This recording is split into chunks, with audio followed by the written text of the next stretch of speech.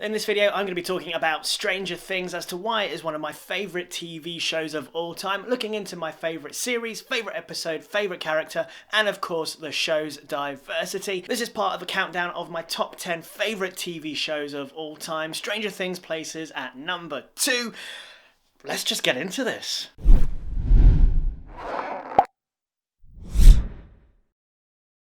So I guess let's start with why Stranger Things is my second favourite TV show of all time. I've always loved the feel of the 80s, I think is where I'm going to start with this. Like, I love 80s films, I love 80s music. I'm a 90s kid, by the way. I mean, only just. I was born in 1991. But I don't know, since recently, since the 2010s at least, I've started really getting into, well, definitely 80s music, but 80s films have always been up there for me. The likes of Star Wars, Empire Strikes Back and Return of the Jedi, the likes of Indiana Jones, E.T., The Karate Kid, you name it. Like, there are so many 80s films I really love. And so for this new TV show to come along, to have the technology we have today in film and TV, but completely showcase the 80s, for me it was just, dude, this is awesome. This is so much fun. Like, this is kind of centering on a time period that, yeah, we sort of know so much about and is still relatively, part of my lifespan, our lifespan, so to speak. Yeah, sure, I'm younger than the 80s, but you get what I mean. It was nice to see it through a very fresh eye and a very different way of looking at the 80s. Like they are right in the middle of all this crazy fandom stuff going on. Stuff that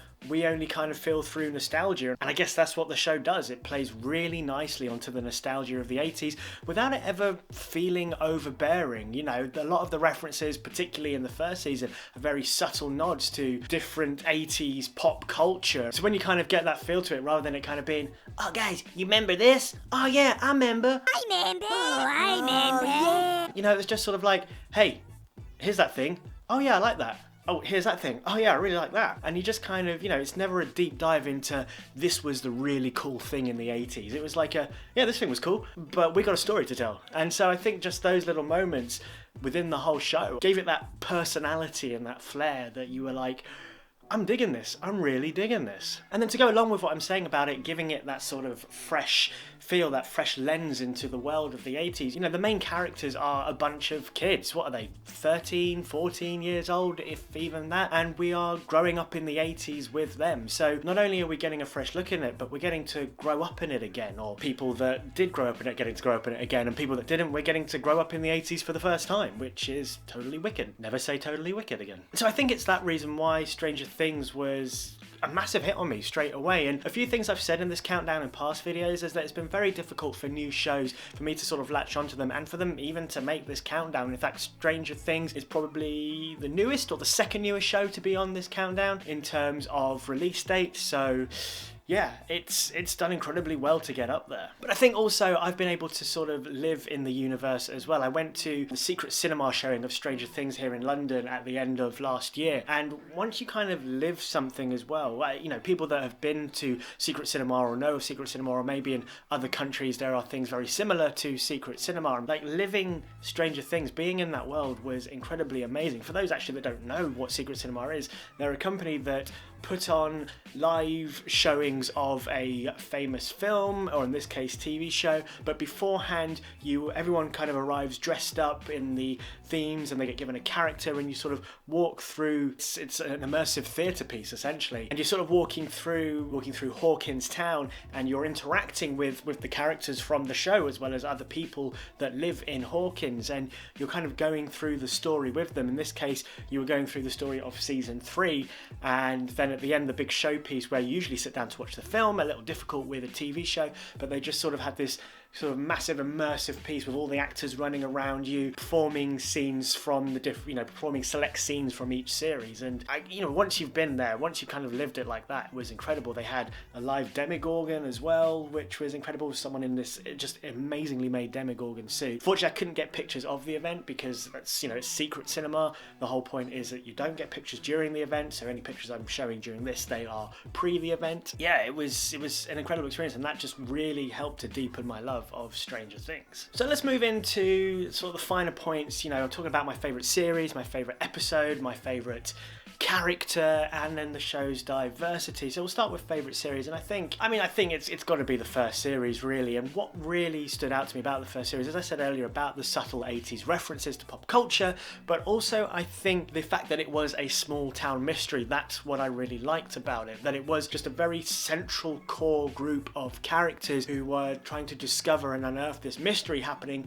in their incredibly small town. I think that was very refreshing because, especially with a lot of the Marvel films and the Star Wars films, which I talk about a lot here, you know, it's all these massive worlds and universes and everybody's coming in and colliding and so on and so forth. It was nice to have something that was within that genre, you know, it's this sci-fi fantasy genre, but was still just chilled out and just a very small, it was a smaller story that was compact and easy to follow, and you didn't have to watch this film to get that film and have to read this book to get that part. And yeah, the self-containment of it, I think, was where it really, really stood out. So my favourite episode of Stranger Things, I guess I really do like the sort of finale episodes of each season.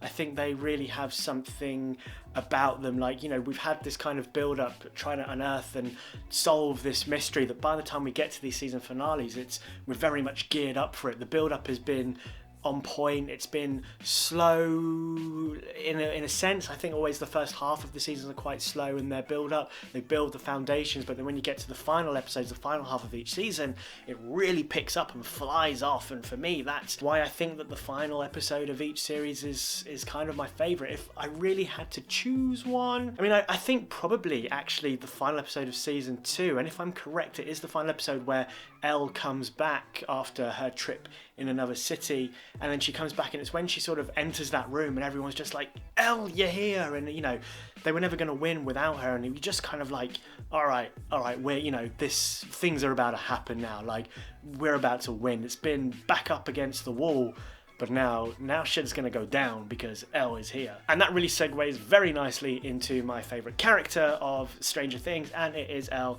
11. I think what it is that I love about Elle is that, particularly in the first season, and pretty much all 3 seasons actually already, is that she is the one character that we are sort of going on more of a journey with. You know, she doesn't really understand anything that's going on around her, considering everything that has happened to her in the past. And so for me, she is sort of that central figure in the show where we are discovering things, we are learning things, and sure, a lot of it is stuff that we already know because we haven't gone through the things that she's gone through, and so we're more on the side of Mike and everyone else trying to teach her about real life, essentially. And I would never say that she was necessarily the central character to begin with, but certainly it progressed into her being the central character, and so from that standpoint, it was very interesting to go through this journey of discovery with her. And then of course she has some kick-ass powers which are awesome, and the way that she just steps in and defeats the Demogorgon in series 1, you're just like, is there anything this strange child can't do? Okay, so let's talk about the show's diversity.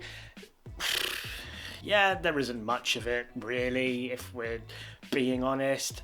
I kind of feel that maybe it gets away with it a little bit because it is a very small town setting, so there isn't necessarily going to be a lot of emigration to that place, and therefore you aren't going to have as many diverse characters. And you know, that's not necessarily a bad thing because because there are so few characters anyway, it means that these diverse characters do get to go through their own journeys and their own paths and their own ups and downs as well. And I hope in season 4 we start to get a lot more diversity in the show, because there's a big audience for Stranger Things. There's lots of people that love this show, and you know, it's not to say that there's nothing there and that these characters aren't well represented. They are. There's certainly in series 3, we're certainly going down that road more with the introductions of Robin as well, and of Erica. So yeah, Stranger Things just really easily flew into number 2 in my favourite TV shows of all time. Like, it was a show that it took ages for me to actually sit down and watch it, and a lot of people were recommending the show to me, saying, Elliot, this is the kind of stuff you love to watch, you gotta go and watch it. And I was like, yeah, okay, I will, I'll do that, you know,